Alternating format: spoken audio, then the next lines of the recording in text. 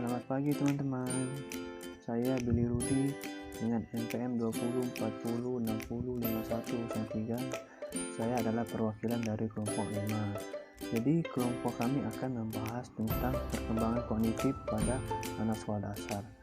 Dan saya akan menyampaikan materi yang pertama, yaitu tentang pengertian kognitif pada anak sekolah dasar.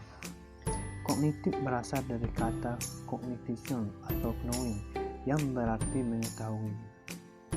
Kognitif dalam arti luas ialah perolehan, penataan, dan penggunaan perolehan. Selanjutnya, kognitif juga bisa diartikan dengan kemampuan belajar, berpikir, dan kecerdasan. Kecerdasan itu adalah kemampuan untuk mempelajari keterampilan dan konsep baru.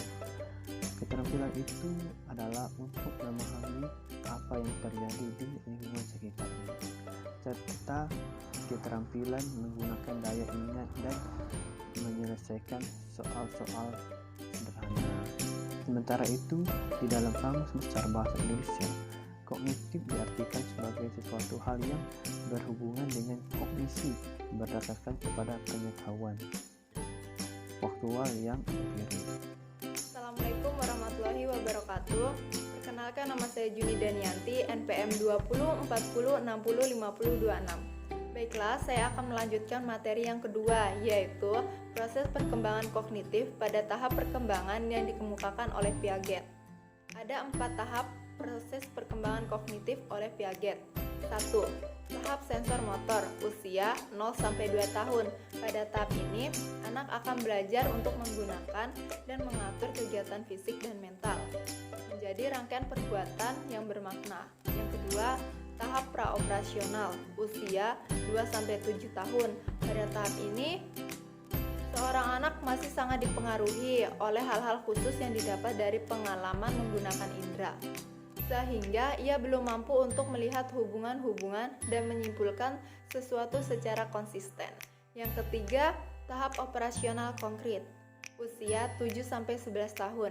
Pada tahap ini, umumnya anak sedang menempuh pendidikan di sekolah dasar. Di tahap ini, seorang anak dapat membuat kesimpulan dari situasi nyata dan menggunakan benda yang konkret. Dan yang terakhir adalah tahap operasional formal, usia lebih dari 11 tahun. Pada tahap ini, kegiatan kognitif seorang individu tidak mesti menggunakan benda yang nyata.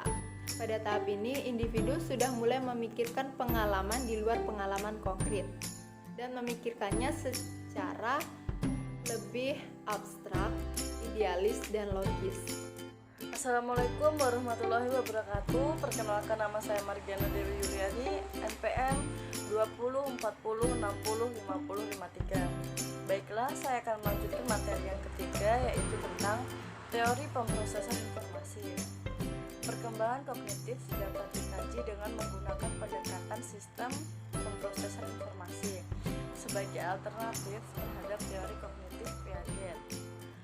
Pada teori Piaget, perkembangan kognitif digambarkan dengan berbagai tahap, tetapi para pakar psikologi pemrosesan informasi lebih menekankan pentingnya proses-proses kognitif atau menganalisis perkembangan keterampilan kognitif seperti perhatian, memori, metakognisi, dan strategi kognitif.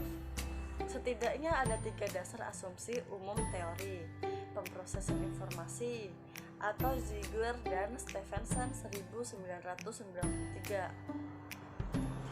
Dalam buku Desmita, yaitu A. Pikiran dipandang sebagai suatu sistem penyimpanan dan pengembalian informasi. Yang B. Individu-individu memproses informasi dari lingkungan. Yang C.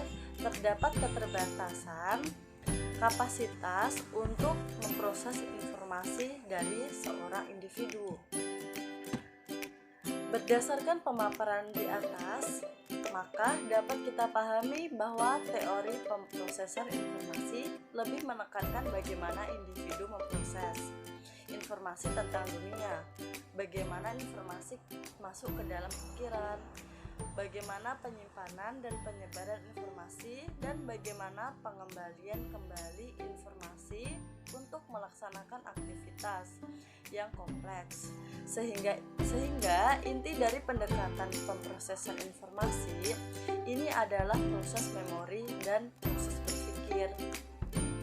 Kenalkan, nama saya Melisa Rungu, NPM 20 40 60 50 32. Saya akan melanjutkan materi yang keempat, yaitu karakteristik perkembangan kognitif.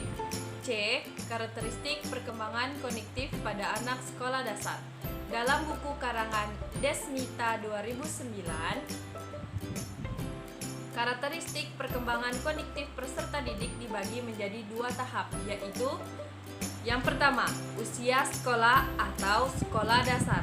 Berdasarkan pada teori kognitif Piaget, pemikiran anak-anak usia sekolah dasar masuk dalam tahap pemikiran konkret atau operasional, yaitu masa di mana aktivitas mental anak terfokus pada objek-objek yang nyata atau pada berbagai kejadian yang pernah dialaminya. Artinya, anak usia sekolah dasar sudah memiliki kemampuan untuk berpikir melalui urusan sebab akibat dan mulai mengenali berbagai cara pencegahan permasalahan yang dihadapinya. Yang kedua, remaja atau SMP dan SMA. Pada masa remaja, perkembangan anak sudah semakin berkembang hingga memasuki tahap-tahap pemikiran formal, yaitu suatu tahap perkembangan kognitif yang dimulai pada usia kira-kira 11 dan 12 tahun dan terus berlanjut sampai usia remaja sampai masa dewasa. Pada masa remaja, anak sudah mampu berpikir secara abstrak, menalar secara logis, dan menarik kesimpulan dari berbagai informasi yang sudah tersedia.